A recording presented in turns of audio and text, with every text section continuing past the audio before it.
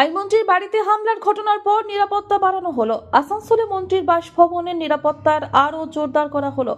হামলার ঘটনার সময় নিরাপত্তার দায়িত্বে থাকা 4 জন পুলিশ কর্মীকে বদল করা হয়েছে। আইনমন্ত্রীর বাড়িতে হামলার ঘটনায় অভিযুক্ত বিক্কি কেওড়াকে গ্রেপ্তার করলো আসানসোল দক্ষিণ থানার পুলিশ। ধৃতকে বৃহস্পতিবার আসানসোল আদালতে পেশ করা হলো। অন্যদিকে বৃহস্পতিবার আসানসোল বাসভবনে এসে পৌঁছালেন রাজ্যের মন্ত্রী মলয় ঘটক। কালকে তো আমি ছিলাম না, আমি শুনেছি যে একজন আমার বাড়িতে ভেতরে এই সামনের রুমে ঢুকেছিল, টেবিলের কাঁচও ভেঙেছে। পুলিশ তদন্ত করছে, পুলিশের উপর ভরসা আছে, নিশ্চয়ই তদন্ত করে বেরোবে। ঠিক আছে, সে তো দেখো যতক্ষণ পুলিশ তদন্ত করছে, রাজনৈতিক চক্রান্ত থাকতেও পারে, কিন্তু let it be and quiet. আশঙ্কা প্রকাশ করছেন তবে থাকতে পারে, সবকিছুই থাকতে পারে, কিন্তু যতক্ষণ না প্রমাণ হচ্ছে ততক্ষণ তো কারো ইয়ে করা ঠিক।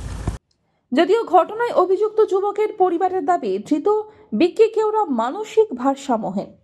ওর মাথাটা এরকম ঠিক না, ঘরের সব জিনিসপত্র সব অশান্তি করে, মানে সব কিছু নেই তো আমার ঘরে, মানে সব জিনিস ফেলে দিচ্ছে। ওর মাথাটা একটু ঠিক নেই বলে আমি এখান থেকে পালিয়ে গেছিলাম, অশান্তি করছিল বলে।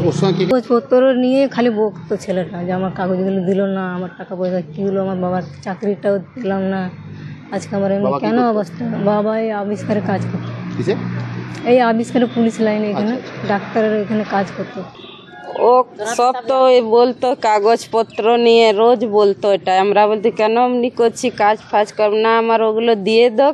আমার কাগজপত্র সব নিয়ে নিচে পাগলের পাড়া করতো। পাড়াতে সব কুকুর জ্বালিয়ে, নিজে জ্বালিয়ে, মাথা নেড়া করে আর চান টান করে আর পুরো নাচ করছে। ঘরটা পুরো জ্বালিয়ে দিয়েছে, কিচ্ছু নাই ঘরে। ঘরে এই 2 মাস হলো।